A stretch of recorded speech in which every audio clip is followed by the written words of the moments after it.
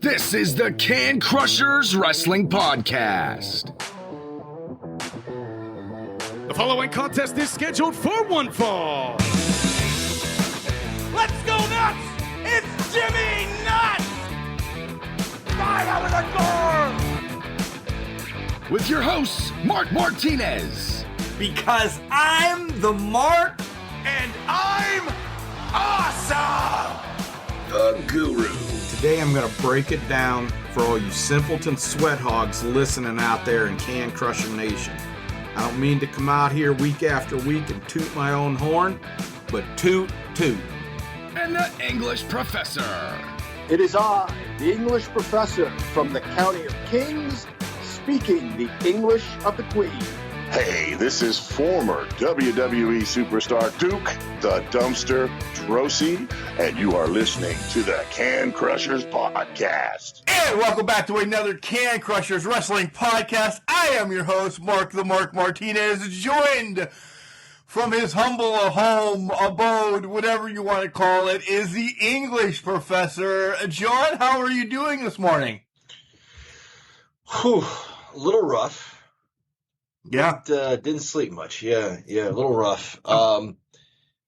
Chad's fishing today. Yeah. And what's that? I said, yeah, that's about it. Yeah, he's fishing. So having me, I'm going to be about as much good as, remember when there was that bit of a transitional period and Mark was a solo act? That's about what you'll get out of me today. Really? A Mark solo act. Wow. Well, I know we're both feeling the tiredness. We really are. I had plans to wake up to do a shtick this morning, and I found out that I have a snooze button on my phone, and I used it.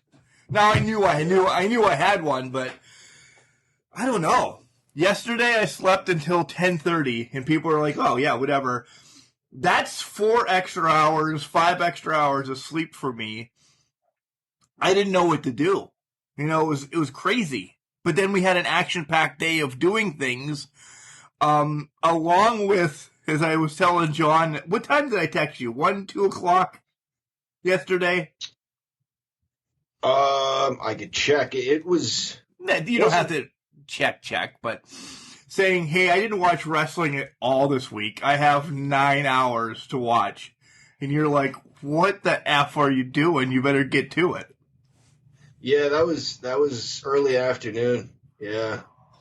I also said, and I'll stand by this, you didn't miss a ton. NXT was solid as usual. Wasn't great. AEW was okay. I've been reading what others have to say about it. We're just different strokes for different folks, I guess. When I love something, the writers out there hate it. When I hate something, the bloggers or whatever love it. So I don't know. Maybe I don't know what the hell's going on, but I did not get the fascination with AEW. But we'll get there. We'll get there. Yeah. We'll get there. And Raw and SmackDown were Raw and SmackDown. A little bit happened. Yeah, a little bit happened on SmackDown. But we have a code that we're going to be giving away today. And you just have to listen to find out when the code is given away. I have in my Toledo Mud Hens hat about, 50, 60 names, John. I mean, what's that look like? Yeah? Roughly, yeah. If I had to... I mean, you're looking at it over Skype. Yeah, and I've never been good at the jelly bean thing, so I don't know how good I'm going to be at folded pieces of paper in a dirty old hat. But yeah, 50 or 60, let's say. Yeah, so we have those in there. We'll be giving that away later on in the show. I do want to ask John, because I know he has not seen the questions from this week again, so I want to ask John those questions again. And I was 0 for 4 with a walk last week, so I have to improve this week. Right. Do you want to do those now? What were you going to say so you don't forget? Because I know we're both old and forgetful. I already did. Well, the show is not planned whatsoever today. We literally both woke up and we're just like, hey, let's do the podcast. Yeah. That was about it. Yeah, go ahead. Questions. I'm ready. All right. And these are in the order of, not that it gives a matter anymore, but what was George the Animal Steele's toy's name? Mine. Good. These ones were gimmies, by the way. I think that's why we got a lot of this extras this week. You have that too? You were such a nerd when we were kids. Didn't you have a mind doll too? Yeah, I'm mad that I can't find it. Jesus, Mark. The wrestling albums, writing to Matilda, the mind doll. Yeah. I've said before, there was a meeting with Vince McMahon and said, this is our target audience. And he used like one of those old antenna things and pointed at a picture of you. Right. Anyway, go ahead. Where did Pat Patterson win the first IC title? Rio de Janeiro, Brazil. There you go. Which Can Crushers was in attendance at WrestleMania 1? The English Professor. Good job. In quotes, in mark quotes. I like it. Yeah. In attendance, yeah. Who won the first ever Royal Rumble? Oh, Axel Jim Duggan. Yep. And the last one from Friday, which former WWE diva is married to The Miz? Maurice. Yeah. Holy cow. Wow, these were easy. Yeah. I wanted a lot. Last week we got a few people involved, and there would have been like 6 names maybe in the hat. Well, guess what? There's about 40 to 50 or 60 in here now, so we have to give this code away. We give to Can Crusher Nation. We give. So now I'm 5 for 9 with a walk. I went from a 0 batting average to 555. Yeah. Yeah. Wow. Killing it. So speaking of baseball, John, when we recorded the fantasy booking podcast that we have that comes out every Friday, at some point Friday, depending on Mark's work schedule on Friday, but it comes out on Fridays. Across the board on, Spotify, Apple Podcasts, or Anchor. Did it get that one? Right. Yeah, I know the one you mean. Okay. Well, we mentioned that we were talking about baseball, and we mentioned that the Tigers, I said a winning streak of 2 games, and you corrected me. Well, they won, so they did get to a winning streak. So they did have 3-game winning streak. It's 3 in a row. Yeah, they won last night. Boy, they make it close every time. No, we're way off from what you're saying. They lost. They then lost on Friday. So they won Wednesday, Thursday, Friday. They lost. No. When the hell did we record that? They're only on a 1-game winning streak right now. Oh, really? Yeah, which isn't a streak. But we recorded that Wednesday, right? So Tuesday, Wednesday, Thursday is when they won. They lost Friday, and they won again last night. Gotcha. Well, good for them. 4 or 5. Right. Nonetheless, that's all. I wanted to get my point in that they did make it to a streak. That's great. A long way around, but they made it. My daughter had her musical last night. The Peanuts Gang, You're a Good Man, Charlie Brown. She was in that. Well, first, before you get there, are they going to have that on a DVD or anything? I don't know. I'll ask. Are you going again today? No, it's over. It was 3 shows. Last night, Friday, and Thursday. Proud of her, all that, blah, blah, blah. But the best part, at the very end, the director comes out and says, in this world in which we live right now, we've got to socially distance. Normally, we would be done and hug and kiss and congratulate, but we can't do that. But I'll have the actors line up here, socially distanced, and you can all walk by and congratulate the actors from a distance. And then she said, unless you're part of their family, then you can be in the inner circle. Now, I don't know what that has to do with anything, but so I can be in the inner circle. You're that much in that you're in the inner circle. I guess. I mean, I'm her father, and I'm her uncle, though. Yeah. I'll see what I can do.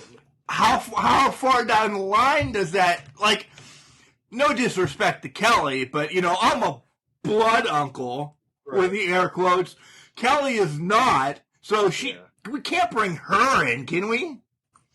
You know, all they said was family, so I don't know what the limits are. But she could be our valet. Like, you and I could form a team. I could see the story happening already, and then maybe we're at odds with Santana and Ortiz, and Jericho's got to try to make peace. Book it. We can. I bet we get creative control, too, because... Yeah. Family. Oh, wow. Yeah. There's something about the Pinnacle, though, that I might be the spy. I'm thinking damn. Yeah. So I'll vouch for you, then you'll turn on me, and then Santana and Ortiz will be like, see, we were right about this guy. Yes. Yeah. How does that school have the right to say who can be in the inner circle or not? I don't know. It just came out of the blue. Sylvan and I looked at each other like, wait, what? So Sylvan's in then, too. If -1 can be in the Dark Order, I don't get why Sylvan can't be in... the inner circle. The inner circle. Ethan, hell, yeah. Why not? Now it's Ethan's a big boy, too. I bet you could kick some ass. Now it's getting to be like the NWO, though. That's true. Yeah, it's too much. I mean, because now you're going to allow, like, Dom and Anthony, too. Come on. Yeah. Yeah, it's too much. That's like Conan and Virgil right there. Yeah. Yeah. And that's our show this week, because we don't know where we're going, because we had nothing planned. We just woke up.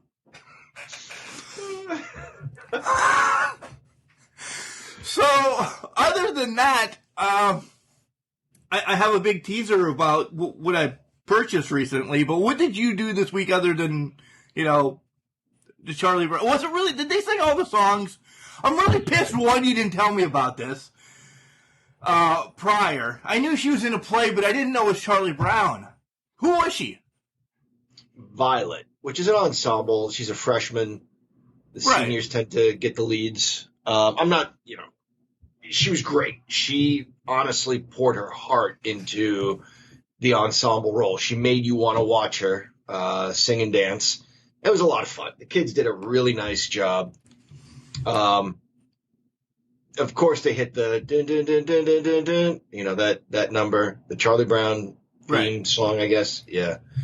There was a wah, wah, wah from the teacher. Was Pigpen there? Oh, God, it's funny you should mention. No, there was no Pigpen. No, there was no Pigpen. There were a few, I don't know, the piece itself was maybe before that character was added. I don't know, there was no Franklin. There were a lot of the characters you might think as part of the Peanuts gang. It was a big crew. Yeah. The Peanuts gang, if you read the comic or whatever, watched the cartoon, they weren't all in it. It was, a handful. Right. The mains. Charlie, Snoopy, Lucy. Was somebody Woodstock? No, there was no Woodstock. Linus? Yeah, there was a Linus. All right. I'm good now. Whatever. Yeah. It was good, though.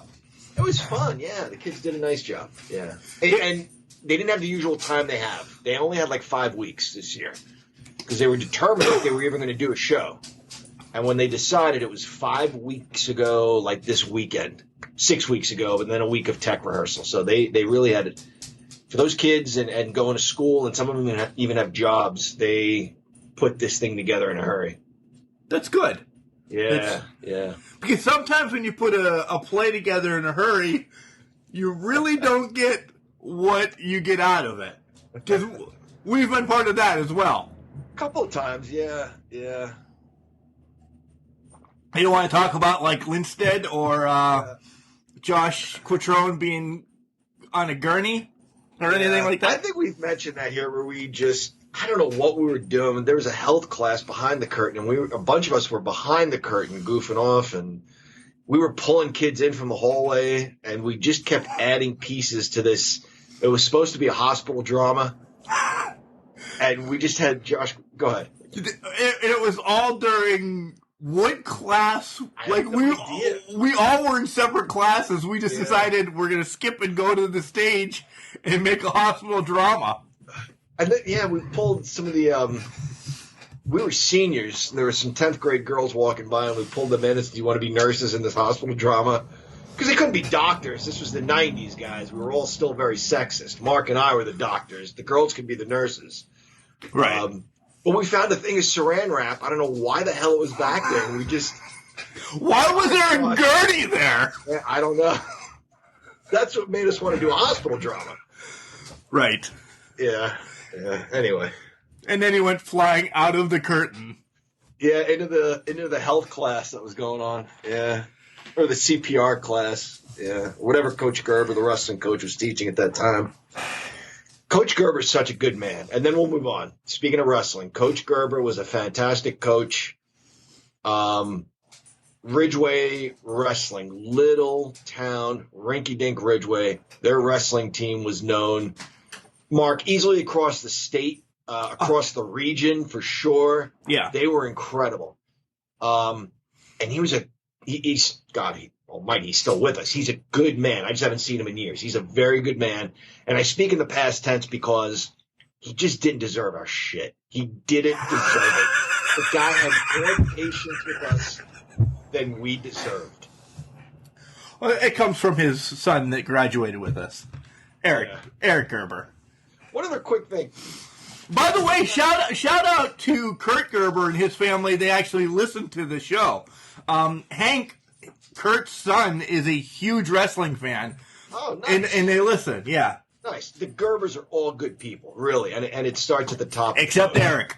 Eric. Yeah.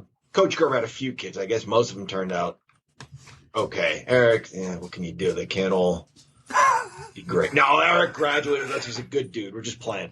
But Mark and I pulled up. I don't know where we went, and Coach Gerber was there. And, we were listening to music, probably the Doors or Creedence, and it was kind of loud. And Coach Gerber was as nice as can be. And said, guys, not even so much for how loud it is and you're going to disrupt people, just for your own health. It could really damage your ears. I listen to loud music and I'm hard of hearing now. And I swear to you guys, Mark goes, "What'd you say?" I was even stunned, like, what a dick move. And Coach Gerber smiled and nodded. He was, "Okay, just keep listening to your loud music and get back to me in a few years." He had more patience for us than we deserved. I agree, yeah. We're sorry, Coach Gerber. We are. We were such bastards. I see him every now and again because he runs the new skate park that we have in town. He's, built it back up after the one was destroyed and everything. So I see him every once in a while cleaning up down there, and being a garbage man, we stop in and talk to him and everything. He also played at Mountain Fest that we had a couple months ago. He picked and grinned some music for us and everything. So, yeah, he's doing well. He looks great, and he still says the same thing. Eric is a piece of shit. But no. No, I'm kidding. We love Zeke. There you go. Enough of that, Russ. Let's get to the real stuff. I like talking more like this week. I really do. All right. No. So you didn't, other than that, what did you do this week? Nothing. The usual stuff. Since we're up so early and I have no plans for the day, I'm going to be 45 here in June, and I'm going to go ahead and admit this. I might bust out the LJNs. Good for you. Yeah, this afternoon. The plan is, now everybody remembers Jake the Snake Roberts terrorizing the Macho Man. He gave them a snake for their wedding. Miss Elizabeth opened it, the cobra jumped out, he smacked her. What a story that was, the snake bit Macho Man. People forget that 6 years before that, they had a one-off match on Saturday night's main event. 2 heels. And it was similar to 6 or 7 years later when Razor wrestled Shawn Michaels, double heel program. One of them had to turn babyface. They were both super over. Quick story, Razor credits Shawn Michaels for helping him out there because Razor went to do a move and the crowd was chanting Razor, Razor, Razor. And this is my point. Rather than do a move, do something that changes the course. Shawn's like, no. Do something to the crowd, like point to yourself. So Razor did the double thumb thing where he pointed to himself like, you guys are cheering for me? And it was a huge pop from the crowd. And that helped Vince make his decision. But Jake versus Macho Man for the Intercontinental title, one of them was supposed to turn babyface. it was Jake first, and then Macho Man followed shortly thereafter because they were both so unbelievably over. But if you watch that match, it ends in a double DQ, and the fans start chanting bullshit because both guys just start throwing chairs at each other. The fans knew. I think the fans knew they were part of an experiment to see who they would get behind more, and they felt like you robbed us of a good match. You used us to see which one of these guys you were going to turn good, and the fans were kind of upset. In any case, I want to have them team up against their enemies, Tito Santana and the Dragon, and then their miscommunication or something at the end, the Dragon goes for the flying body press on Jake the Snake. Macho Man jumps off the top rope with the elbow to hit the Dragon. Dragon moves, he hits Jake. Then Dragon jumps on top for the pin. Santana flying forearm to Macho Man out of the ring. And then Macho Man leaves Jake there. And then in my world, that's what led to their Saturday night's main event match. And are you you're gonna have that match and you're gonna determine a winner then? Oh, you're saying like rewrite history, like actually put one guy over the other? Yeah, maybe. Yeah. I mean, it's down the line because Saturday night's main event only happened like once every 3 months. Yeah. So that's the main event, and that's the finish. Other stars include Big John Studd, King Kong Bundy, Junkyard Dog. Oh, wow. Go to your local outlet for tickets. Yeah, Unimart. Yeah. So you can get robbed. All right. We recently bought, because I've been teasing this now, that we made another purchase. Because you said it on the Friday show that gluttonous. Yeah, that's the word. I'm a miserable. I'm spoiled. This isn't even mine. I just helped with it. Ethan comes home one day and he says, "Hey, what's up? Hey, no." He's like, "I want a VR," and I'm like, "All right." You don't even know what a VR is, right? Oh, I was just gonna say, what the hell is a VR? Exactly. We bought a virtual reality game where I'm showing John now for the first time. You put this on, and you're taken to another world. We have a couple games for it. One, you have to walk on a plank that's like 1,000,000 miles in the air, so you get sucked into this whole falling thing. You're really not falling because you're on your living room floor, your kitchen floor, or whatever. But this VR thing is really cool. So Ethan comes home and he's like, "I want a VR." Well, you know that Dad, "Oh yeah, it's a video game? Sure, let's look into this."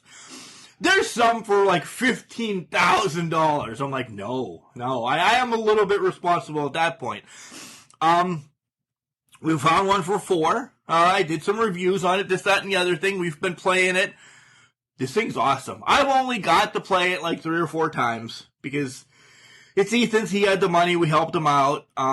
He needed a little bit more money, so we chipped in, and now he allows us to play it every once in a while. Kelly she takes care of business on this one game where you have to chop stuff. It's not fruit slice or anything. It's like a Beat Saber or something. You're just cutting blocks in half. That's Mama's game. You look out. Nice. She'll take you down. Ethan's got a scary one. I really don't have a game, but I bought MLB VR. It's actually free. You know how we have the MLB package, John, that you can watch every game across the board or whatever? Yep. Well, this gives you that game. It gives you the lineups on each side. It tells you their batting average. But you get to sit and watch the pitch come in. You know how you play MLB The Show and they have that strike zone with the hot zone? You're watching the game and you're seeing right where the pitches are and everything. That's pretty cool. The downfall is that the headset doesn't last the whole game. Headset usually like only lasts 2 hours. A game is 2.5 hours, pushing 3 hours, unless it's a really fast, like Greg Maddox game. That was a joke. There was never a Greg Maddox game that was fast. Yeah, even with the 6 inches to 1 foot expanded strike zone in each direction. Greg Maddox was incredible. I'll never knock the guy as a Hall of Famer, but holy cow. Yeah. If the catcher could catch the ball, Maddox was getting a strike call. Yeah. So this thing's really cool. Just another thing to play in our house. Now we have a PlayStation, the Odroid, an Xbox, a Switch, the VR, an old Xbox. Yeah, gluttonous is the word. But it's really cool. So when you come now, you have to try this out because it takes you a different world. Nice. That was like the stuff of the future when we were in college. Honest to God, I remember people talking about that sort of thing. You know, they didn't know it was going to be a video game, but I remember talking to people when the internet was kind of new, talking about virtual reality, putting a thing over your eyes or over your ears or on your head or whatever, and it would take you to someplace or someplace else. And now here it is. Well, essentially, you're nowhere. You're just watching this, but it's really cool. When you get there, you're like, whoa. So, yeah. That's fun. It is. Cool. It is fun. All right, now do we want to talk about wrestling this week? Sure. Okay, let's just go run the gamut Monday to Friday. It's the easiest way to go this week since we have no notes or anything. And nothing was terribly noteworthy. Yeah. Being honest. Yeah. I'm going to get slack. And yes, I left that dead air in there for a reason. I'm going to get slack. I love what they're doing with Charlotte right now. Go ahead and give it to me. No, I don't. All I'm going to say is, who are her partners? Her partners were, Shayna. They're totally jacking my stuff. My wife is convinced. And I said last night, what, Vince is listening? She goes, no. She goes, but I'm being somewhat serious. There's a young kid on the writing staff who listens to us. There's an intern or something. Yeah, and then runs to them and says, hey, I think maybe this will work. Like, oh, yeah, that's brilliant. Yeah. What are the chances Charlotte teams up with Nia and Shayna? Right. Yeah. To take on a team led by Asuka. Yeah. Yep.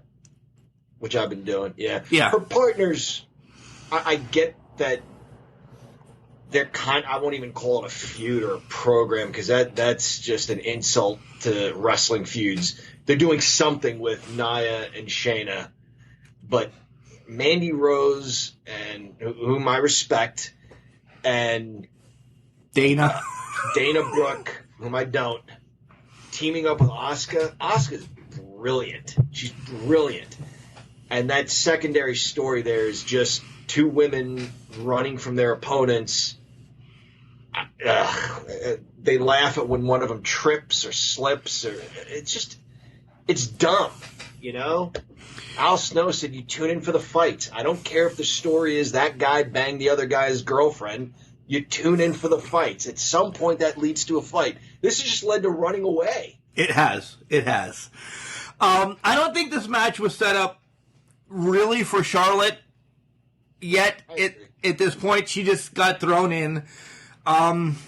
Alexa come out, and who do you think Alexa is going to attack tonight or Monday night? I see. Tonight at the pay-per-view, which we'll do our predictions, or... Yeah. Boy. It's got to be big for all the hype, right? Yeah. I don't know, because all the big names right now are kind of in other programs. I'm saying Asuka to take her out of this world championship type of deal thing. That's a good pick. I was going to say Charlotte, but I wasn't feeling that. Charlotte, I think, personally, is working her way to a big blow-off with Sonya. I don't know if she gets the title tonight. It would make sense if she took... no disrespect to Ripley. I don't think her title run has done anything yet. Yeah, I agree. I know Charlotte's obviously a great heel right now, but I just thought that would be an interesting twist if, we're seeing, like, the baby face is the obvious thing, but maybe they go in a different direction. But yours makes more sense. Yeah. So, because I think Charlotte does become the baby face because I think Sonya does something. I really do. Interesting. So I'm excited about that. Are we going to dive into the matches on Raw? Probably not. We'll at least give our thoughts. I mean, is there a match you want to talk about? They're kind of rehashing the same stuff with the main event guys, Lashley, Strowman, and McIntyre. they kind of reversed roles. What they did Monday night was kind of interesting. They had MVP approach Braun Strowman and basically say, like, if you could take out McIntyre, keep in mind this then becomes a one-on-one match. Your chances of becoming champion, improve essentially by 33%. They just rush things. It's like someone thought of that before they hit the air and said, go do this. And MVP is a total pro. I'm not knocking the guy at all, but that could have been something that built up. Hey, is Braun going to do something underhanded?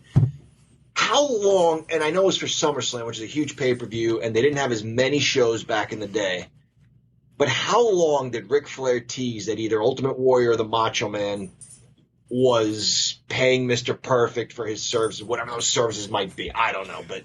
The day after WrestleMania until SummerSlam. Yeah, right? There were rumors that Mr. Perfect was going to be in one of their corners, and then it turns out he was in nobody's corner. I felt this was a similar story, and I don't know that it could have been teased for 5 months, but you could have teased this for a few weeks at least, I think. But you start the show with, hey, if you take that guy out, and then at the end of the show, you get your answer. But Strowman kind of just bum rushing everybody was a rehash of what we've kind of seen already, Yeah. And we'll make our predictions after, in the third segment, right before we give away the game that we're going to give away. John, this is not a knock on you. I'm really glad Jinder is back. Jinder is a great heel. Like, I think he is a perfect villain. I don't see him as anything else ever. He is a wonderful heel. So when he returns, people laugh about three-man band and this, that, and the other thing. But once he's done his thing and he's now Jinder, I think he's good. He adds something to the roster. He's almost the most hated person right now on Raw. I don't care. He showed up. Yeah. You couldn't give his partners any other name behind Shanky and Veer. Like, what in the hell? Yeah. Shanky. I don't know if those are Indian names or I'm not sure. Maybe they are, but yeah. They're much bigger than Samir and Sunil. A lot. Yeah. Which your wife is probably mad because she loved them. Yeah.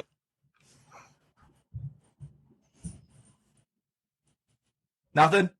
Your wife didn't love them?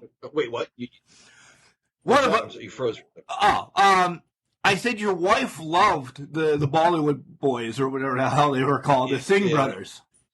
Singh brothers, yeah. Yeah, but she doesn't watch wrestling. Right, she doesn't watch it, so she doesn't have an opinion on Shanky and the other guy. Yeah. Another thing I want to bring up, Humberto. This injury. First off, all right, stop with him coming out every open challenge. I'm going to be pissed. Well, I think this injury is real if he is the new U.S. champion at some point. He really got hurt, so they kind of had to just squash the match and give it to Sheamus. What are they doing, man? I had forgotten about that guy, to be honest with you. I had completely forgotten that he was ever a wrestler. Yeah. Anything else? Did you like the Oscar Ripley match? That really didn't really happen. It happened, but there was a lot of flair involved. And yeah, again, it's whatever. They're listening, and they're stealing our stuff. I kind of book similar stuff. Like, you think you're going to get a match between these two competitors, and then Charlotte Flair comes in? Yeah. But anyway, I'm over Damian Priest. I am. Sorry. We're getting a lumberjack match at least tonight. Yeah. To keep him in the ring and, The Miz, Otherwise, it was okay. It was all right. Yeah. Eva Maria's back. You excited about that? Sure. Sure. All right, on to NXT. Do you want to do NXT? No, let's do SmackDown, because that's what we've been doing. I don't know what the hell I'm doing. SmackDown, John. SmackDown's where we're at. Again, talking about rushing storylines. You didn't watch much of SmackDown, did you? Not much, no, to be honest with you. Or any. Very little. I know there's more. Go ahead. Go ahead. No, go ahead. No, there's just more Reigns Uso drama, which is a good story. I don't want to complain about it being drawn out because we complain when things go too quickly. So I like that they're taking their time with this. Yeah, but it was taking a little bit of time. I agree. But still the end all, like this could have been a couple more weeks of the breakup and about the hate, and it's just the last 2 weeks Jimmy comes back. I hate him. I'm nobody's bitch. I'm going to fight you. That's it. There you go in 2 weeks. I wanted this a little bit longer. That's all. We have new tag team champions. What do you think about that for the women's side? Oh, I didn't know that. I did not know that. Who won? Nat and Tamina. Oh, jeez. So they're the new tag team champions. They are. Tamina got her first belt ever. They made a big to-do about it. They interviewed her afterwards, and she was just hollering like she was a 15-time grand champion. Does she make less sense than Superfly did in his interviews? No. Yeah, nobody could. No. Tamina pins Nia, so it was cousin pins and cousin type of deal thing. They were former partners, too. Yeah. I don't know. I don't know how. I said this for the last couple of weeks. The women's tag team champions, Shayna and Nia, were so dominant on Raw that they were a force to be reckoned with. They go to Friday night and they're doink and dink. They don't. It's the same people. I don't understand how that red to blue just messes with them. The lighting, I don't know. Yeah. Messes with their vision, I guess. I don't know. How long do we see Nat and Tamina keep these titles? I can't imagine very long. I can't imagine. I don't know who comes up next. I think you had a good team that could have had a run in the Iconics, even just vicious heels, you know, that you want to hate. Fire and Desire, I thought if you'd have kept them together, they could have had a run as tag team champions. I don't get it. WWE really for a long time has just loved splitting up teams. They love splitting up teams. I think, this has been played with for a while. You're going to see a story now between Shayna and Nia at some point. They're going to probably have a rematch and then something's going to happen. You know, we'll see. Yeah, I thought it would have been, not that I wanted to see this either, but it would have been Mandy Rose and Dana Brooke because they had that upset win. And to your point, they're teasing, a feud between the former champs now. Hey, you weren't mindful of what was going on. You left me in the middle of the ring. How could you get so easily distracted? And how could she get so easily distracted? I mean, you build up this monster team that is unbeatable, and you're going to let somebody get in your head like that? Yeah. That bothered me. That she's just going to leave a match because someone's going, ha, ha, ha, ha, ha, up the ramp? Come on. So there's two teams that come to mind that are going to be next.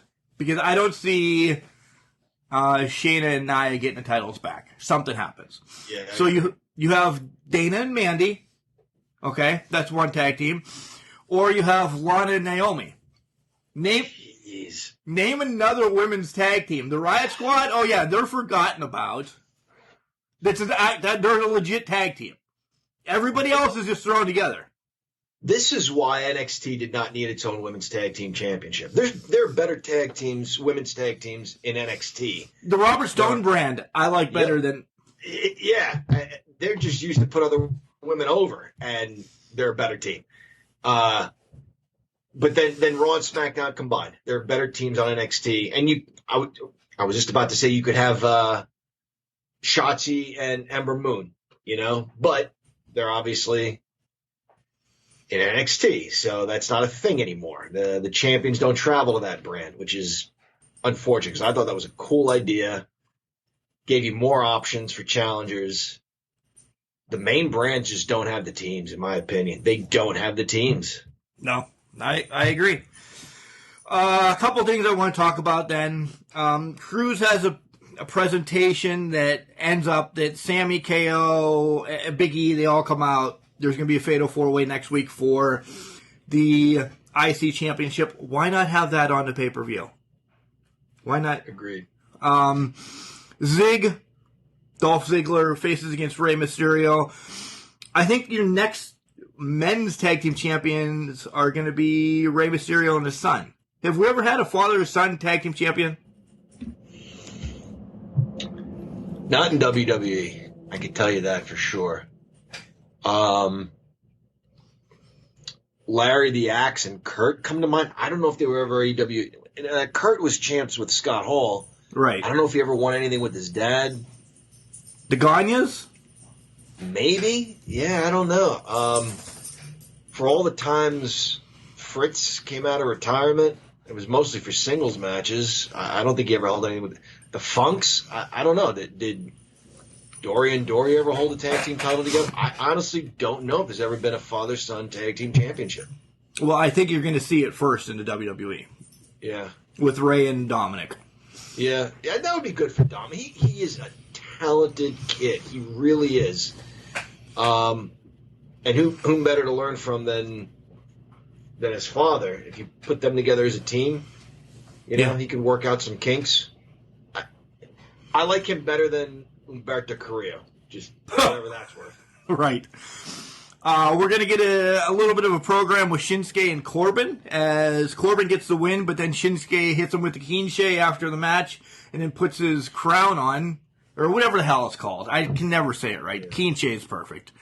And then you get Cesaro against Jimmy, but everybody comes out and beats on Cesaro. And then Jimmy leaves, and everybody beats on Roman and Jay.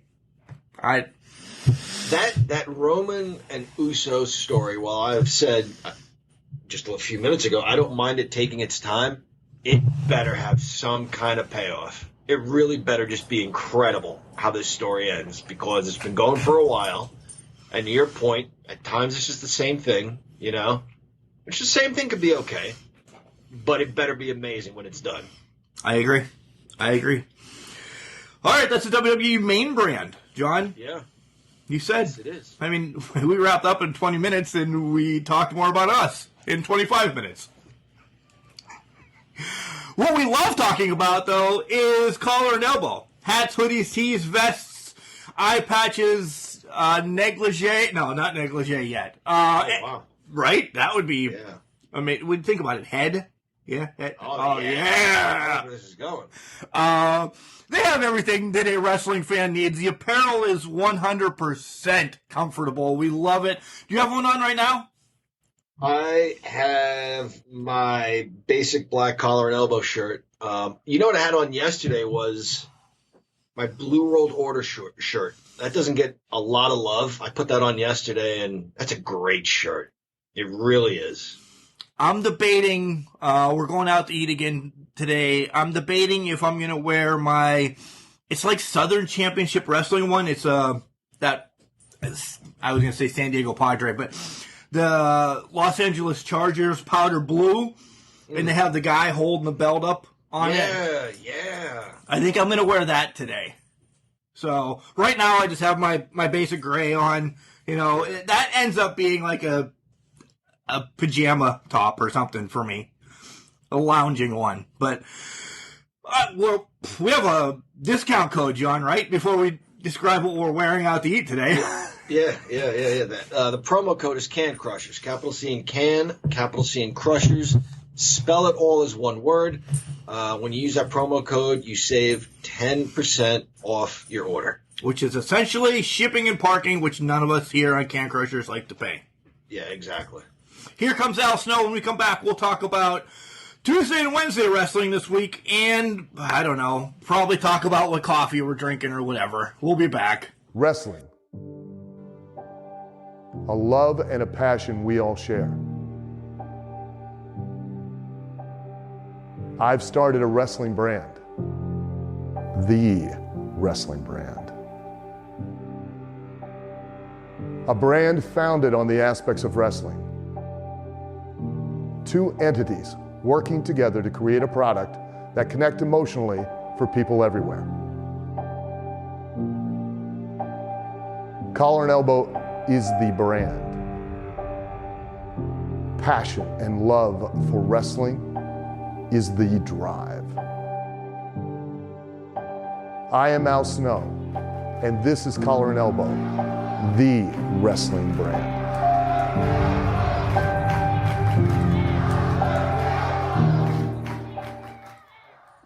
Well, let me tell you, brother, Ravishing Randy Hogan here, NWA WCW star, and I'm coming at you from the Can Crushers, baby. Mark and John, #1 podcast in the whole world, brother. Let me tell you, old school stories, not the same info, not the same questions, coming at you on a regular basis. And what you going to do when Can Crushers and Randomania run wild on you, brother? Welcome back, Can Crushers listeners. It is I, the English professor, joined by the host of the show, Mark the Mark Martinez. No Chad the Glorious Guru this week. And I'll just stop there before we get to anything else, because there's something just eating away at Mark that he wants to share with everybody. Yeah, I don't know why this, because I went and got another cup of coffee during our break. I'll just throw that out there. We're very transparent on this show. And I remembered that I was going to bring up something in the intro to talk about. John, so many podcasts popping up here and there now with the releases of this current batch of wrestlers from the WWE. You heard me talk about last week Chelsea Green having hers that she essentially had to rename because she had a cease and desist list name or a document sent to her. So her podcast is now called Green with Envy. It's a great podcast. We've met Chelsea a couple times at IWC when she took on Britt Baker. She's a wonderful human being. I like her. The Iconics are dropping their new podcast coming this Friday. It's called Off the Chops, I think. So I want to make sure you listen to that. I'm excited for that one. But as much as I love Chelsea's, and I'm sure I'm going to like the Iconics, this is why I take my time and I watch 9 hours of wrestling in one day anymore, because I enjoy listening to the podcasts that are out there. My new favorite one, John, and we talked about this man last week on Love Him While We Got Him, Jeff Jarrett. Jarrett has a podcast now, and it started about 2 weeks ago, probably 3 weeks. The first episode is about 3.5 hours long. Wow. Yeah, it took me a legit day to listen to that. And we talked about how he held up Vince. He tells that whole story to get his money before he went to WCW. The most recent one I listened to was, I don't remember. Whatever. It was episode number 2. That's my mind. But this coming week's is the Owen Hart Remembrance, because this week is the what you call it, the anniversary of. Yeah, it was this month, absolutely. Yeah. So they've been long. The first one 3 hours, the second one about 2 hours. It's called My World, and he does it with the guy that did it with Arn Anderson. Conrad Thompson. Thank you. Yeah, that's the name that you sent to me. Yeah. That's what I'm here for. Yeah, he sent me Conrad. Yeah. So those are all great podcasts out there right now. My World is phenomenal. Chelsea Green's is only half an hour, so it's a great listen as I'm driving the garbage truck. I don't know what the Iconics is going to be, but I'm interested. Does Jeff Jarrett talk to other former wrestlers or current wrestlers, or is it just his stories? Either way, I bet that one's very good. It is. Like I said, it's only been week number 3 coming up. They did do a pop-up one when Conrad had, and I didn't listen to it yet, but he had Ric Flair come on. And Jeff Jarrett's not involved. So Conrad and Flair kind of get back together for their shtick again. I can't wait to see what Rick rambles about, because when he had his podcast, oh man, that's what turned us on as the podcast, because he was talking about him and Steamboat and everything. Yeah. What happened to that podcast? Is he just not interested anymore? Or? I think they all signed these 1-year deals to do like 52 podcasts, and then they're done, because the Arn Show I don't think is going anymore either now. Yeah. So They just do like a year show. They can't keep up with us, John, is what it is. Yeah, we're year round, Yeah. Yeah. The other thing that is a random story, have you ever heard of the Misfits box, John? Where you order essentially vegetables, okay? Okay. You haven't heard of it, have you? No. Okay. This isn't like a bark box or a wrestling box. No, it's vegetables and perishables and such. Yeah. So we thought, Ridgeway doesn't get a lot of cool fruits and vegetables and everything. So Cal's like, let's try it. And I've been throwing these son of a bitchin' boxes away for 6 years now. I didn't know what they were. Sure, Cal found out about them. Boom, put it in. And, try this box one time, cool, this, that, and the other thing. It was, I think, $25. So pick what you'd like to have in it. All right, cool. I picked some kale and some of this, some of that. You don't have to know what I got in it and everything.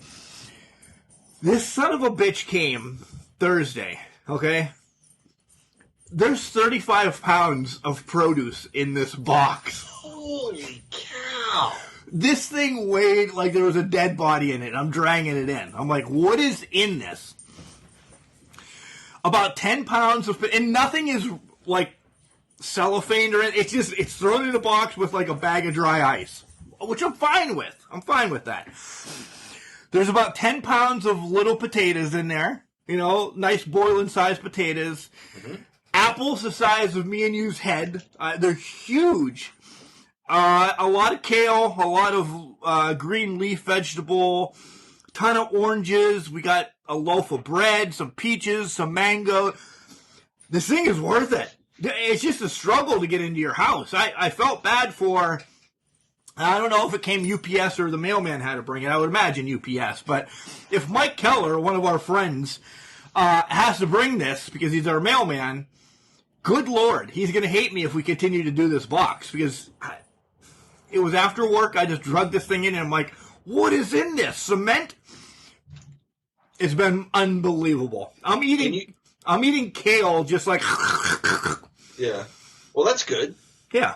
Can you get through that much stuff though, and before it perishes? I'm trying. Yeah. I'm trying. Yeah, I mean that beats like chips and pretzels and everything and whatever else. Right.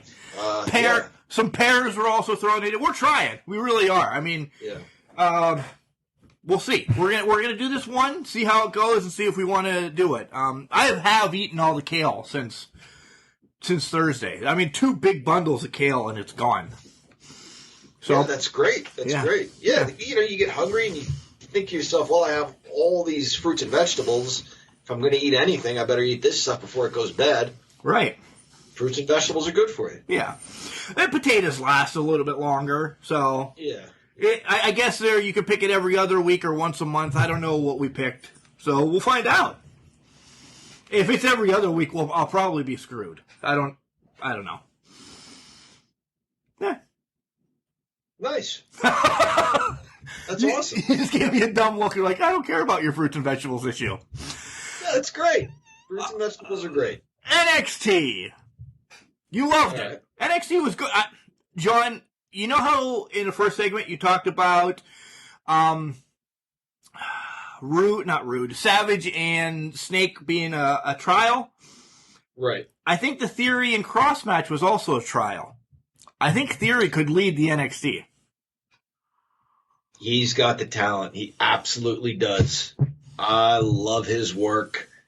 He doesn't lose anything by getting ripped in half by Karrion Kross. He just doesn't. He could come out next week and fight a smaller guy, say a Leon Ruff maybe, and still just be cocky and arrogant and laugh at him when he kicks out of a pin.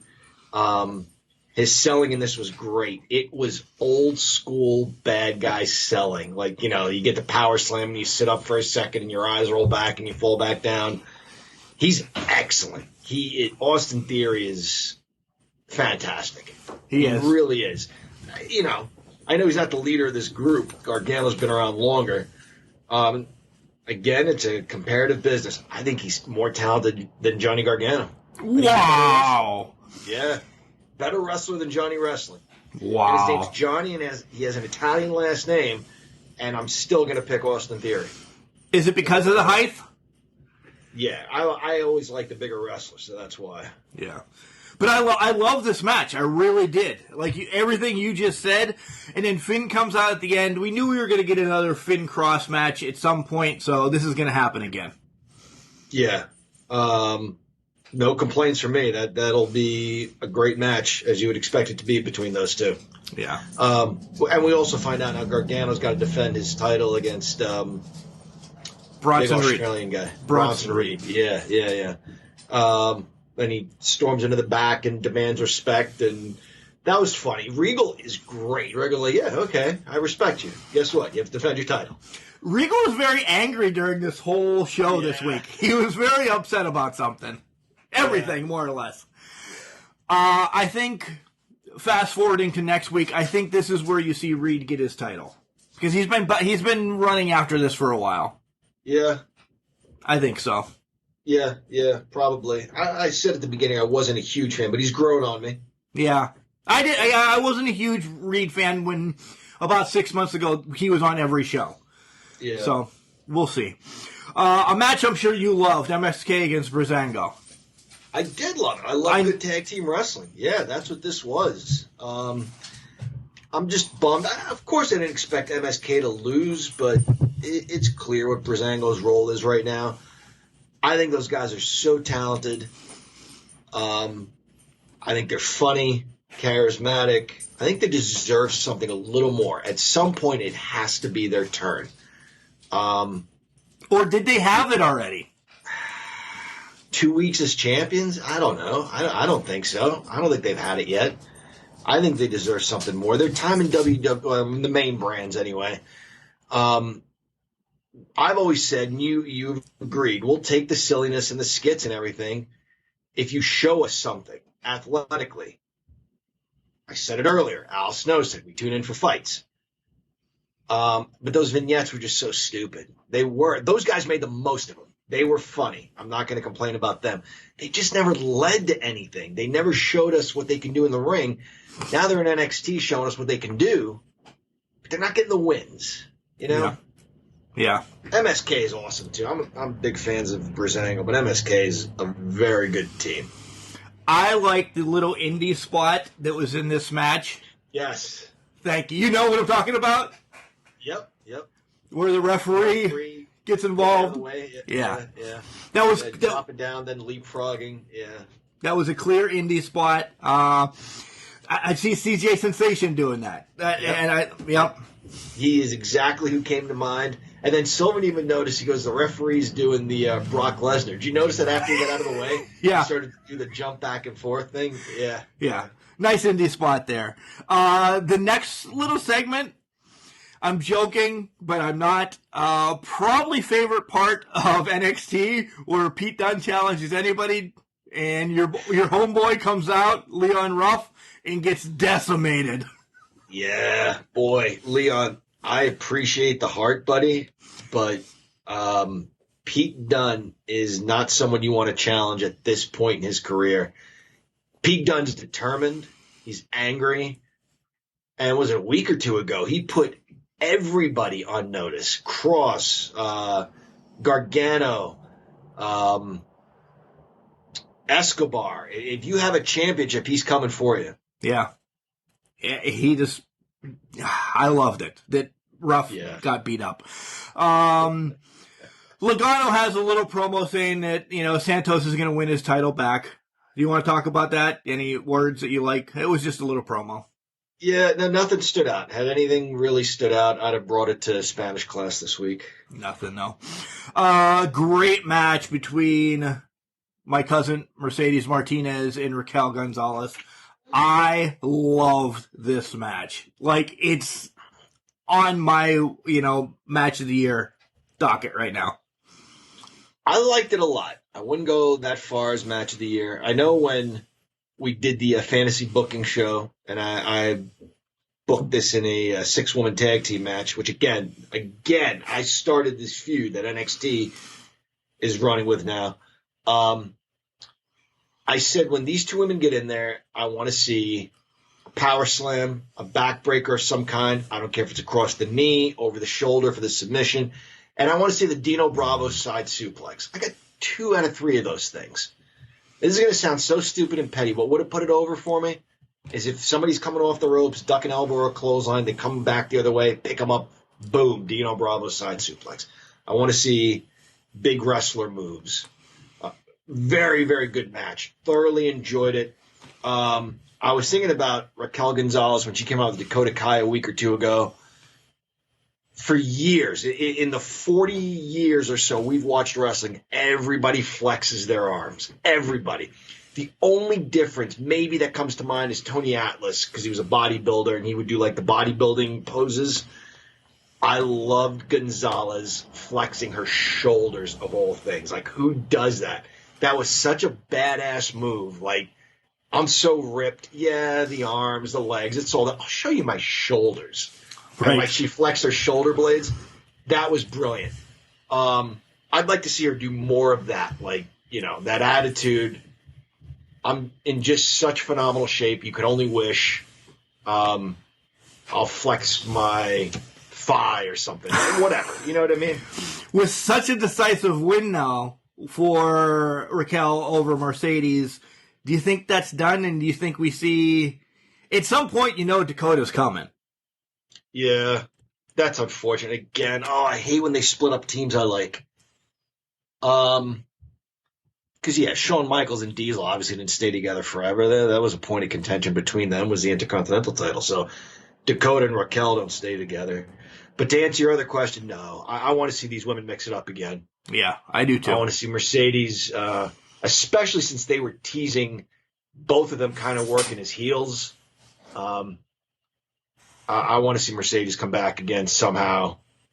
I want to see some kind of specialty match. I want to see like a no-holds-barred, something like that between these two women. Yeah.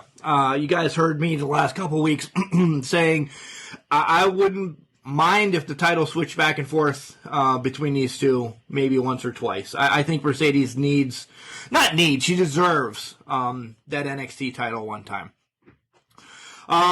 Swerve has a group, and I got this text when I woke up the next morning from you. What the hell is his group, John? What is? I don't know. Are they like a music label? Is that the idea? Are the boos pumped in, or is that, you know? I hope it's real. I hope it's real because it was god awful. If that's real, those were not. Oh, I hate you. You're from Iran. You're from Russia. Boo, I hate you. This was, God, this segment sucks. Kind of booing. There's a difference, and fans can tell the difference. This just went on too long.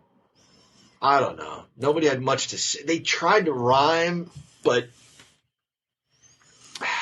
like the pauses were too long between rhymes. Like the guy in AEW, hit me with the rhyme. Don't even give me a second to think about it before you go to the next one. These guys were like, 1, 2, 3, 4. Yeah, tell them. 5, 6, 7, 8. Yeah, I saw that coming a mile away. Worst segment of the week? For sure. Yeah. One of the best segments of the week is poor Cameron Grimes trying to buy a house.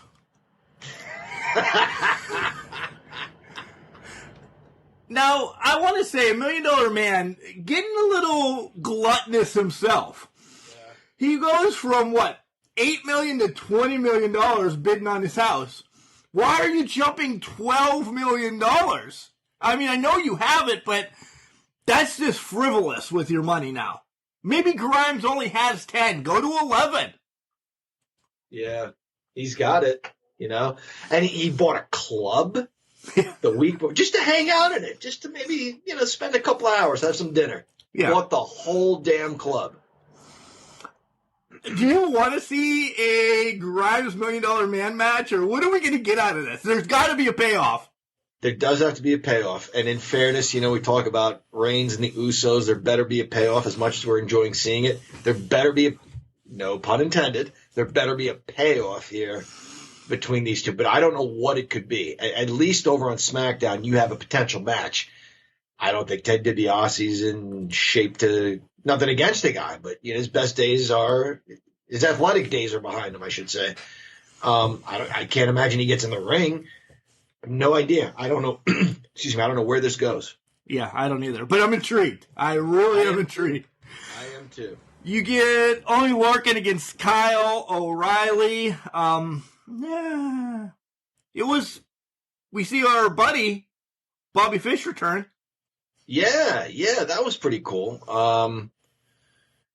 That's about the point of the match. The match was fine. Those guys are great athletes. They're not going to do anything wrong. Solid match, but obviously the story behind this is Bobby Fish returning, and he says, I know you're off doing your own thing right now. That's fine. I'm not going to interfere. And something to the effect of, I just want you to know I'm here if you need me or something like that. Yeah. So it's good to see Bobby back. Yeah. Love to talk to him someday. Yeah. John, I don't know why Sean John. Wasn't he a rapper? He was, wasn't he? Idea. Yeah, all right, whatever. 2 out of 3 falls. Santos Escobar against Kushida. They needed more time for this. This needed to be a pay-per-view. Agreed. I loved it. But this could have been so much, and I'm shocked again. Why was this on free TV? You're not competing against anybody on Tuesday nights. Yeah. Well, I know the network is a thing of the past, or it's moved to Peacock. But essentially, if you just pay that $10 a month, you get everything for free. It's not like AEW. It's not like the NWA. Pay-per-views aren't what they used to be for WWE. I think they can more afford to put this caliber of match on what we would call free TV, but it's really, you pay your $10 a month, it's all free, isn't it? Right. Yeah, I know, but you everybody understands what we mean. Yeah. I thought this was excellent. This had an old school 2 out of 3 falls feel to it, including a quick win by Kushida in the second fall. You really had Escobar dominating a huge chunk of this match. And that's what I mean, too, by an old school 2 out of 3 falls feel to it, where the bad guy beats the crap out of the good guy, and you think, there's no way this is going 3 falls. And he wins the first one, and then, boom, somehow, Seconds later, you snatch a head, or you find a cradle or something, and just in the blink of an eye, it's tied at 1 apiece. It's what I'm saying. The athletes are better than they've ever been. Don't be afraid to tap into some old school working, some old school psychology. Couple that with, the modern athletes. They can tell some terrific stories. These guys did. Yeah. I love this, and I hope this isn't over. We said it last week or 2 weeks ago when he lost the title. We hope this isn't over. 2 out of 3, though. That's kind of one of those matches that are like, we're moving on. I don't think it's over yet. The Yankees took 2 out of 3 from the Rays. I don't think that's over. I bet you they face each other again this season. Do you think? Yeah. All right. I don't think this is over either. Kushida retains, by the way, if you guys didn't see it. Excellent match. Probably the match of the night, I think. I would say so, too. Yeah. 1 and 1A, this match and the Raquel and Mercedes match. Both of them were amazing. Yeah, this and the O'Reilly match, because of who was in it, they were flawless. Absolutely spotless. We've praised her. I am big on Raquel Gonzalez. I really am. She's a future star. Few kinks she needs to work out before getting to that next level. Yeah, I agree. Few kinks. That's all right, though. So, a solid show from NXT. For sure, yeah. Moving on to AEW. Okay show. As we go through it. Nagata takes on Moxley for the IWGP US Championship. And I didn't know Nagata was 53, 54. What did they say he was? He moves better than me. He does. That's for sure. I texted you about this. I hated the shit out of this match, and I know I'm in the minority. I've gotten online, read what other people had to say. I don't get it. He who shall remain nameless, but is still a brilliant wrestling mind, has said something to the effect of, 30 or 40 years ago, people believed and nobody was really getting terribly hurt, although now we know there are injuries almost every night, but guys continued to work. Now, everybody says, oh, that stuff's not real, and guys are getting hurt. My point is, I guess Nagata had a busted nose. No, Moxley. Moxley did.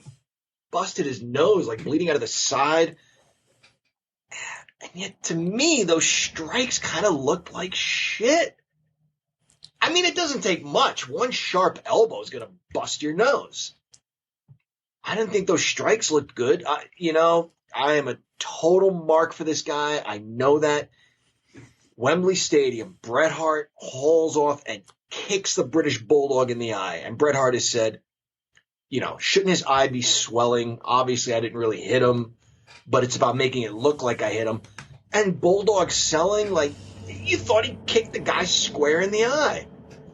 These guys are doing the short, stiff strikes, no selling it, and you got blood everywhere. I didn't care for this at all. It's just not my style. I said this. This was a huge change of pace for AEW because normally they are Max Caster, the Young Bucks, somebody that's flying around the ring to open their show. This was not that. It was strong style. Yeah. To illegal style at some points. I didn't hate it as much as you. I was like, all right, whatever. This is their thing. What pissed me off is why the hell did Moxley come out to Wild Thing? What, like? Yeah, I don't get that. All right, so maybe over in Japan that you come out to that, but you're in your home territory, your home organization. They have your music. It's legal here. What? Just because you come out to that in Japan doesn't. Little things like that. I'm like, what? It wasn't great on my end, but it wasn't as bad as you thought it was to me. But I didn't think it was, the next Andre Hogan match. This is, I'm not trying to sound like an ugly American or anything. In the U.S., if you're a wrestler, you come out to like pretty banging music, especially a guy like John Moxley. That song did not cut it for his intro. It reminded me, you had the Freebirds, wherever they were, coming out to like a hard-hitting song, whether it was in Texas or Georgia or wherever, but then they get to the WWF for like 5 minutes. And they came out to, was it the Eagles? Yeah. Yeah, If I Leave Here Tomorrow, which is a beautiful song. But it's such a slow song, and they're coming out rocking out to what? Yeah. It's a slow song. Yeah, that was a total dud of an intro song, and so is this. Yeah. The Inner Circle talking to the Pinnacle. They challenged for another match. Sammy, Hagar, and Ortiz are there. This is the segment in the back. They just said they want another match. They'll be out later on to talk to the Pinnacle. Okay, let's wrap it up. Fine and dandy. Yep, good tease. It tells you, hey, if you go get a drink or something to eat, make sure you're back in time to see this because this is coming up later. Yep. Great tease. We get Cody Rhodes making an impassioned promo. This was way too long. This was painful to me. So his feud with QT, which was one of his best friends, and we've said it, is leading up to this feud with Anthony Ogogo. And for one night only, he's going to be the American Dream. Because he has since stopped trying to buy that name or get copyrights on that name. So legally, he's going to use it at Double or Nothing. I don't care. Cool. That's your dad. I don't. You wouldn't want to take the name Meeps, would you? No, it would not. Okay. This is probably the match that I could give two shits about on Double or Nothing. Cody against Anthony Ogogo. What's going to come out of this? I agree. So, geez, for a promo I hated, let me say these three things. Number one, such an impassioned promo for a match that isn't that big of a deal. It isn't. This Anthony Ogogo guy is pretty darn new, you know. You want to say the stuff about, hey, you hate America, well, here's why it's great. That's fine. He talked about Bruno Sammartino being an immigrant and being the longest reigning champion of all time. There's no such thing as the English dream, is there? There's no offense to Pac, who's a great wrestler. So, number one, way too long of an impassioned promo, kind of like what I'm doing now, for something that doesn't have the payoff. That's number one. Number two, the tears. Can we stop forcing tears? You are allowed to talk about your wife delivering your baby, and God willing, they're both healthy and beautiful and well. And I'm sure his child will be, because his wife is gorgeous and he's a good-looking guy and they have the genes to make beautiful children, and that's great. You don't need to cry. If it's not there, don't force it. You know, I was told if a scene calls for tears and it's not there, don't fake it. Just don't do it, because faking it is worse than not doing it. So that's two. The other thing is, what made this promo great is when wrestling gets in the mud. That's when it's at its best. When it touches us on a personal level, when it has its finger on the pulse, whether it's bullshit or not, that's what makes a great promo. Let me give a quick example. You know, my wife is running for school board. She's been out busting her ass. Yeah, knocking on doors. And let me tell you some of the people she's encountered. And I'm not making this up, and I'm not trying to be funny. She knocks on the door of an elderly gentleman yesterday. Hey, I'd like your vote. I'm running for school board. Here's what's going on. The guy says, I just want to know, are you okay with these schools forcing kids to be gay? And I'm thinking, asked you this? And he was totally serious. And she said, she's a good politician. She goes, I am not for any school forcing anybody to be anything they're not before they've had the opportunity to discover that for themselves and have that conversation with their families. Guys, sir, there's no school forcing children to be gay. Cody, there's no school forcing kids to be anti-American.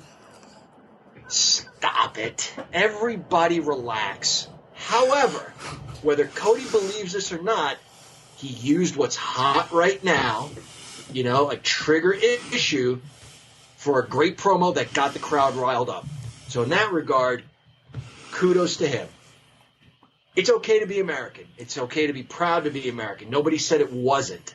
But there's this idea out there that there is, that, oh, it's not cool to be American anymore. No one ever said that, Cody.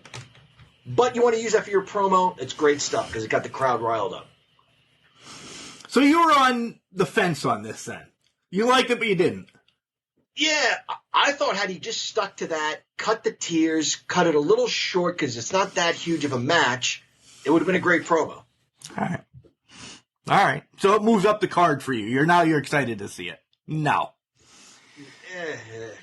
SCU takes on the Young Bucks with the Goon Squad, I guess you're going to call them, for the tag titles.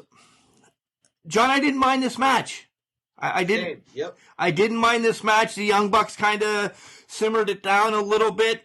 Shout out to one of our huge listeners. It was her birthday this week, and she's a mega Young Bucks fan, Ashley Ludwin. Oh, happy birthday, Ashley. Yeah, so I sent her a little gift of the Young Bucks. She's like, oh, you get me. I know. She loves them. Again, I'm back and forth. If the Young Bucks stay like this, I could get on board. But next week when they're doing their shit show, yeah, I'll hate them again. They did a lot of things in this match. Did you notice they did the Styles Clash? Which Yes, and they called it the Styles Clash. Yes. They did the Ric Flair HBK retirement match. Yes. Yep. That was funny. I love it. It's all shots at WWE. Yeah, which is okay. Right. You take shots like that at WWE, I'm all right. I don't care if the shoes cost $35,000. I don't care. None of that it's all irrelevant to me. Right. You put on a good match with SCU like this is great. John, we know the Young Bucks retain.